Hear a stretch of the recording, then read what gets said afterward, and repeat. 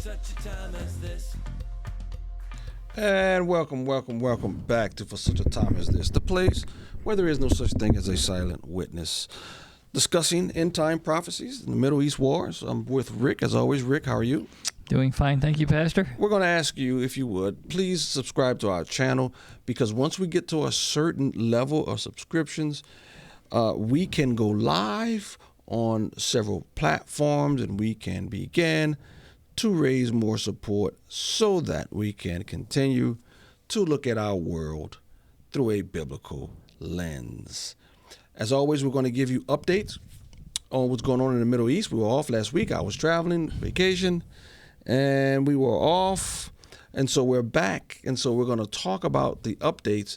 And then this is going to be something a little differently. We're going to discuss the rise of antisemitism, centered on around propagated, preached, and proclaimed by Candace Owens, one Candace Owens.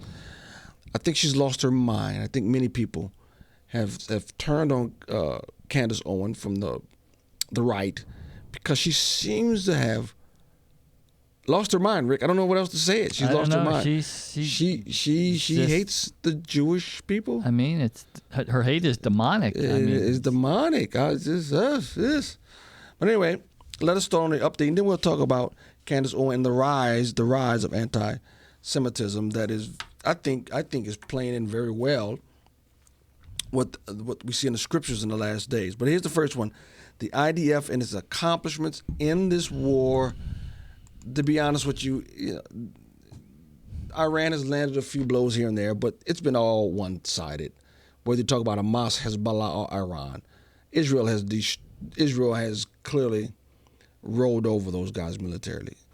But here's a little update on what the IDF has accomplished in recent conflict. Here we go. Now, to start our report, we focus on the Gaza Strip. Against the backdrop of the negotiations for a ceasefire and the end to the war in Gaza, the IDF published a summary of the force's activities in the Gaza Strip over the past week on Saturday evening. And according to the announcement, the IDF controls about 65% of the Gaza Strip. It was also stated that more than 100 terrorists were eliminated in the past week, amongst them the head of the Combat Assistance Staff of Hamas's military wing, Qasem Issa, a section head in the operations department of the Khan Yunis Brigade in Gaza, and Muhammad El-Sheikh, a company commander in a Zaytun battalion, Isa Abbas, and a company commander in the Tufa battalion, Muhammad Jarousa. It was further stated that the 98th and the 162nd Divisions jointly carried out an attack against terrorists of Hamas's Gaza Brigade in the north of the Gaza Strip.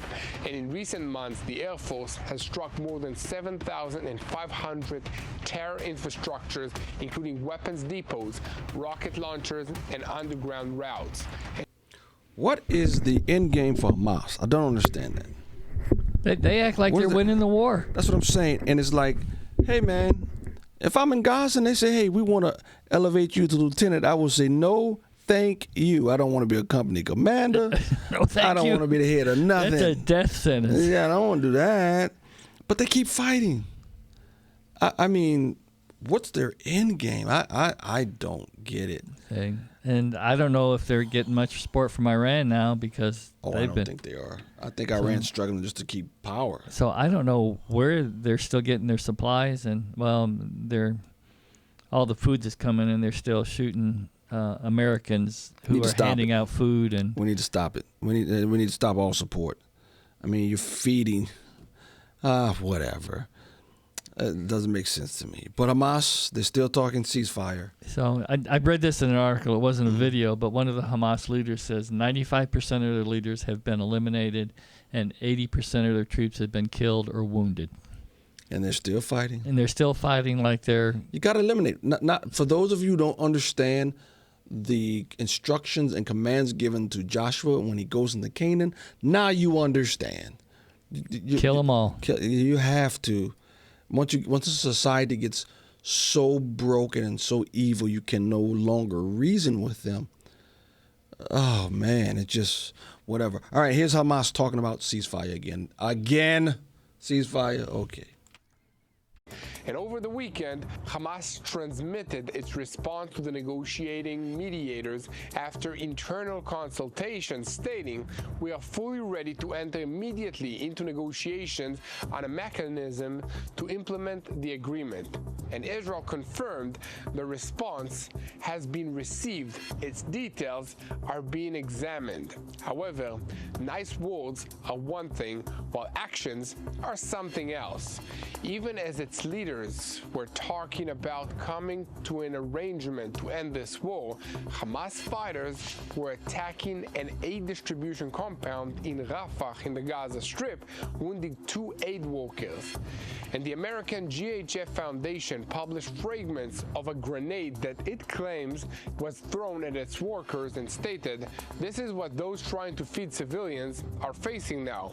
Despite this, the Trump administration hopes to announce a deal during Prime Minister Benjamin Netanyahu's visit to the White House on Monday, and Jerusalem is preparing to dispatch a delegation to finalize understandings, but Hamas is still erecting obstacles and is demanding several amendments to this framework.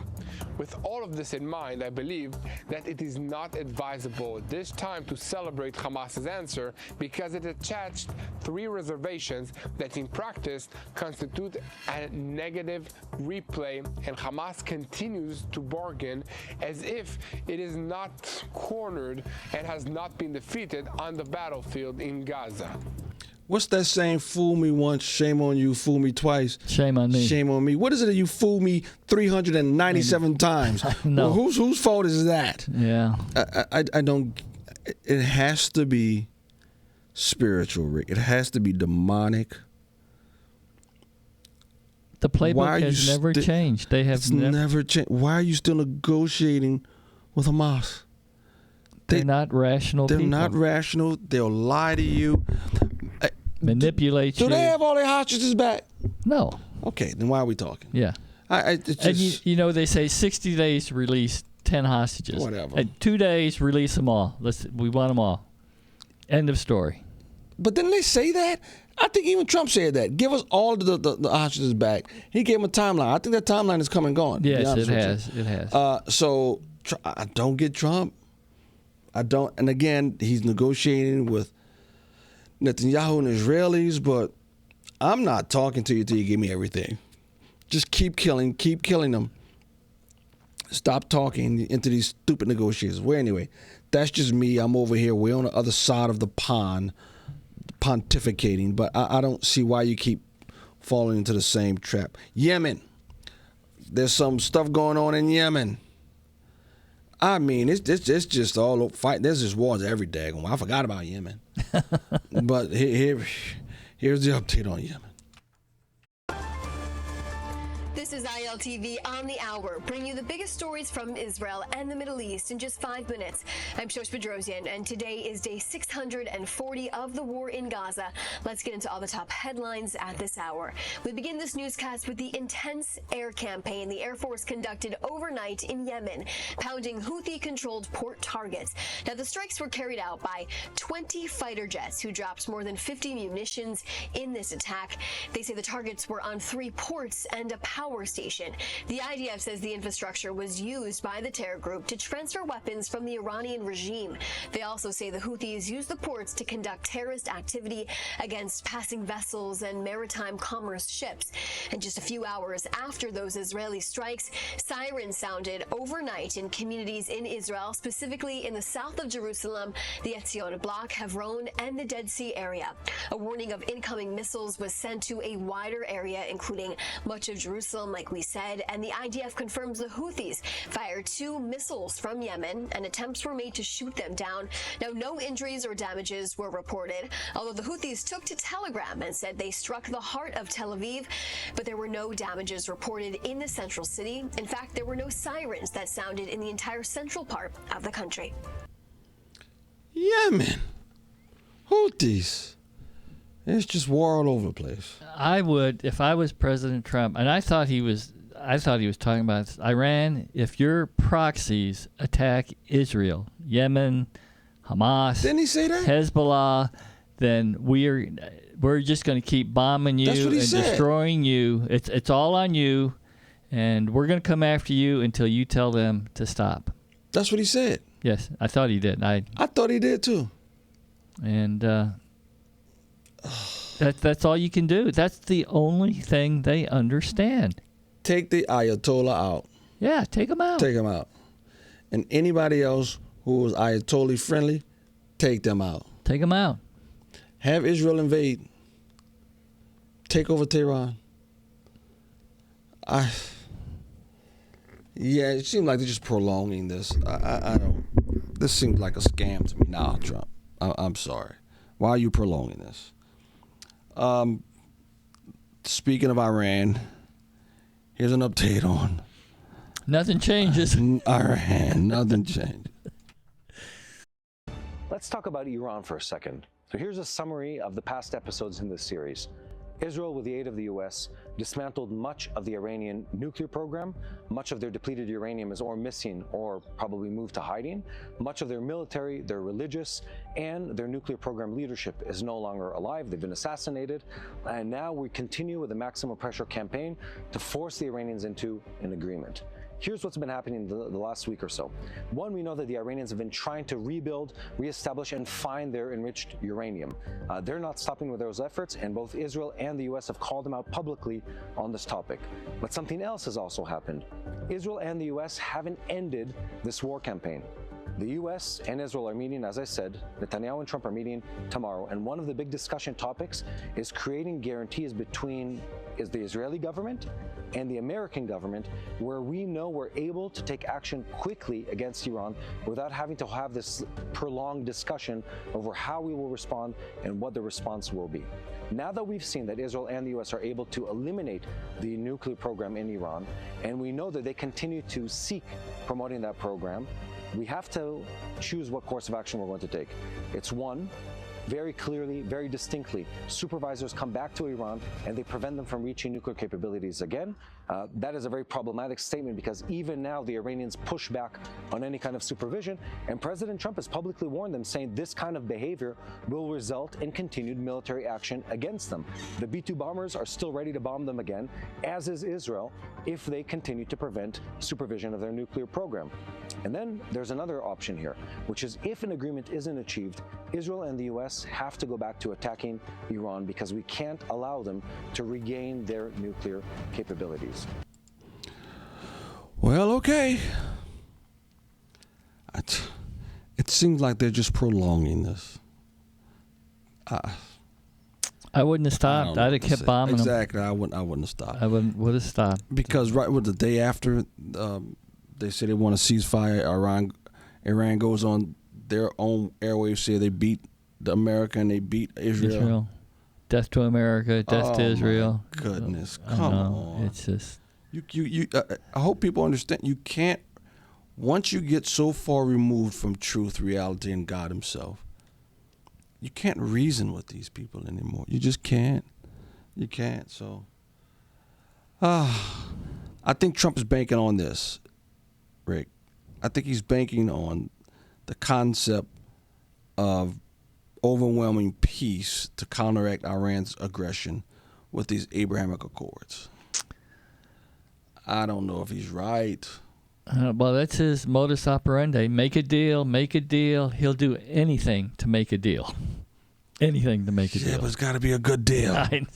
Well, a lot of them are good, but I don't think everyone's been great. We're in the foreign arena with this. I don't know. Let's see how it happens. But here's an update on the Abrahamic Accords. Now, there is a minority amongst the Palestinians living in Judea and Samaria who want to live in coexistence with the state of Israel.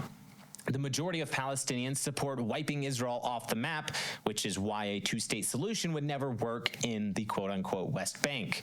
If a Palestinian state were created then, however peaceful it starts out as being, with the majority of Palestinians believing that Israel must be destroyed, it is only a matter of time before this state turns into another Gaza, committing another October 7th attack, except in this scenario, it would be 100 times worse.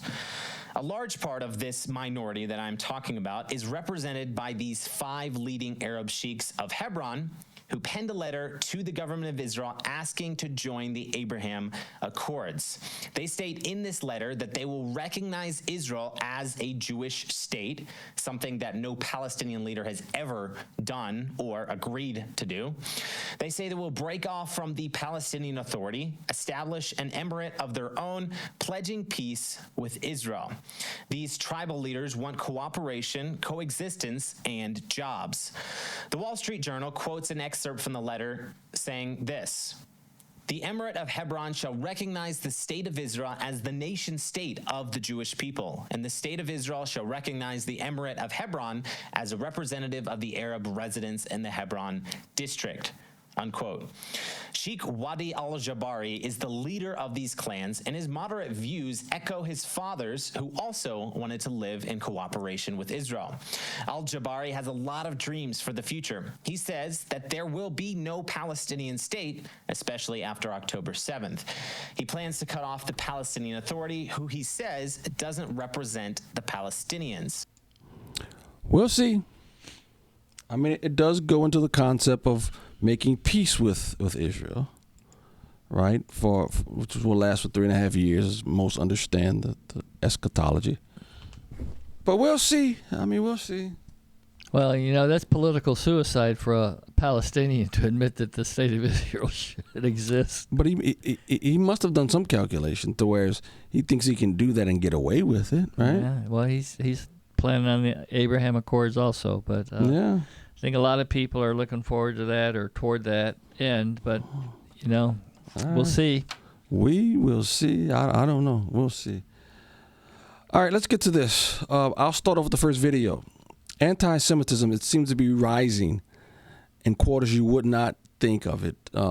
Someone here at our church says they've been following a lot, some podcasts of Roman Catholics and their apologists, and they're saying that the Roman Catholics, you see the rise of anti-Semitism within Roman Catholic circles.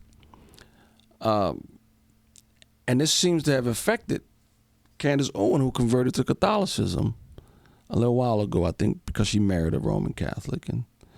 But recently I've seen her identify as a Roman Catholic, and she says, you Protestants think you just should trust Israel regardless, blah, blah. I said, oh, so she made the issue, Roman Catholicism versus Protestants. But I don't know if I'm not sure if that's the origin of her anti-Semitism. But let's be very clear, as I think these videos will show. She is very anti-Semitic. Here's the first one. You're like disgusting little goblins. You operate all in the dark. You lie. You lie like some people breathe. Genuinely. We don't need to be involved in Bibi Netanyahu's Middle East BS. Look around. Look at your streets. Look at your country. Is your country cleaner? Is your country better for having fought Israel's wars for decades? They don't have the people, so they want you to be the people that go die for it and are trying to marry you to those ideas. Can't fight the wars, but your sons and daughters better fight the wars, guys. Oh, that's anti-Semitic. You all suck. You're all disgusting. You all have no morals, because that is who you guys are. That is what you worship. You guys are literally, you worship Satan. What is she saying that we fight Israel's wars? We have not sent one person over there to fight on the soil of Israel. Yeah, what the heck is she talking about? I have no idea. First of all, Israel didn't even exist, the nation, until 1948. Well, so there's been recently, yes. Basically, yeah. There's been like 2,000 years since Rome destroyed the temple and ransacked Jerusalem, but I would have to look at the context. I don't know what she's. Yeah, I don't know what she's talking about. Excuse me, I don't know what she's talking about. This isn't something that she's been espousing for many years. Because again, my wife says she's embarrassed that she once listened to Candace Owen and liked listening to Candace Owen, because Candace Owen has flipped out and lost her mind just recently. And she is just, her rationale, her powers of rationale have gone out the window when talking about Israel and the war over there. Here's the second clip. It's bizarre. Look, there is no person in good conscience who should be comfortable with the amount of death that's happening in Gaza. And yes, if you are going to correlate it to Dresden, that would be a fair comparison, except much more has been dropped on Gaza than was dropped in Dresden. So is it fair to call what's happening in Gaza a Holocaust? Is that what we're looking after when you have this nonstop onslaught? And it's completely ridiculous to say, oh, well, this is happening because of Hamas. Let's be very clear. It is happening because the Israeli government will not stop bombing them, okay? So you had a very sympathetic audience all around the world, myself included, when October 7th happened. There was not a single person that should or could justify the terrorist acts that was enacted by Hamas. But the collective punishment that is being assigned to the Gazans, the Palestinians living in Gaza, is also unacceptable. And the entire world should condemn it, and it should be made to stop. And I do believe that a radical fringe has taken hold of Israel. She's blinded. She's blinded. Give us our hostages back. That's it. She says there's no one who's not sympathetic to October 7th. Candace, do you realize they're still fighting the war they started on October 7th? They have hostages they took on October 7th. They still haven't given them back. You said proportionate. What do you mean proportionate? They still got the hostages. You may have an argument if Hamas says, here's all your hostages, we were wrong, we're sorry, let's live in peace. They've done none of that. They still have the hostages. They're still saying they're going to wipe Israel off the map. They're still fighting. They're still. What do you? Nothing's changed. What do you want? What do you want Israel to do? What do you want Israel to do? And you said proportionate. Correct me if I'm wrong. Did they not have an election, Rick? And what's the people of Gaza elected Hamas to rule them? They elected Hamas didn't come to power by a gun. They came to power by an election. So anything that represents, now, some people say, well, they don't want Hamas to lead them. Well, you elected them, you get them out. Right. Otherwise, Israel has every right to keep fighting a war that they started on October 7th. Not proportionate. They still got the hostages. What proportion do you want? What do you mean not proportionate? That doesn't make sense. She oh my goodness, she has lost it. She has. She has lost it. Here's one more clip. And again, we're showing you these clips. I have seen, I like to watch Piers Morgan because he has a lot of different people, and you hear different perspectives on his show. So I sat and watched a whole interview with her and Piers Morgan. She's crazy. This is her. We're not taking this out of context. This is who she is. Here's the last one. Judaism is a faith. Israel is a state, and it is not above critique. And that what Bibi Netanyahu has done to the Palestinians since October 7th is a Holocaust. It is a Holocaust that is being committed on Palestinian children and women. And I'm not going to quiet my perspective on that, to kowtow to whatever the prevailing narrative is at the New York Post. A Holocaust. Really? So when Hamas hides in schools and mosques and hospitals and civilian areas, and Israel does everything not to kill them, warns them, moves them around the territory. Yeah. You know what? No one is reveling or happy about the deaths that are taking place in Gaza. No one is saying they are happy when they see the bodies of men, women, and children in Gaza. No one in their right mind likes seeing those pictures. But Ms. Owens, whose fault is it? Again, you kidnap my children. We fight. I said I want my children back. You said no, we're not going to give you your children back. But let's talk peace. No, I'm not talking peace until you give me my family members back. This woman is speaking as if they're still not hostages that Hamas has when they took October 7th. She's mad at Israel because Israel will not enter peace negotiations while Hamas still has their family members.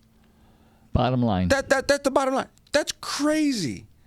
She would possibly have an argument if Hamas gave all the hostages back with a big fat apology and a big fat promise, we're done fighting, we want to live in peace with Israel for the rest of our existence. She may have an argument if they did those things. Not happening. Hamas is saying, just let us regroup so we can kill you again. Yeah. That's basically, you know what? Let's talk peace even though we got the children still.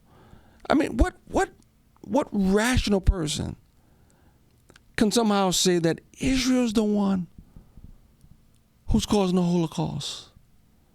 What rational person? As Candace Owen has officially lost her mind. She's not rational. Whatever, Candace. But I think what you're going to see in the next year, you're going to see the absolute collapse of her quote-unquote ministry. Or her, not ministry, her quote-unquote platform. There you go, her platform. Because the more and more people come to realize she's not rational. She's swallowed somebody's Kool-Aid, and she's lost obviously it. did. And again, we're not saying that everything that the state of Israel has done is correct. I'm not saying that. I believe that the nation of Israel rejected their Christ and crucified him, and they said in the New Testament, "Let His blood be upon us and our children." I think that's the cause that's caused them to suffer these last 2,000 years. Because God said, "Okay, you said let your blood be upon this generation and the generations to come." Bet. Deal taken. That's been fulfilled. It's been fulfilled. I get it. I get it. And it is being fulfilled. And it's being fulfilled. So no one's saying that Israel is perfect. No way. But you can't justify what Hamas has done and then blame Israel for it. No way. That is just, that's nuts. And unfortunately, Candace Owen has revealed herself as someone who's no longer rational. All right, that's it for me. Rick, thank you. Thank you. Good to be back. Thank you all for listening. And again, please, if on TikTok, Instagram, YouTube, please subscribe to our channel, because as you get more subscription and more views, it unlocks more opportunities on these platforms. And so please share with a friend, subscribe, go to our webpage for such a time as this .today, as we continue to look at this world through the lenses of Scripture. Thank you all, and God bless. Until next time.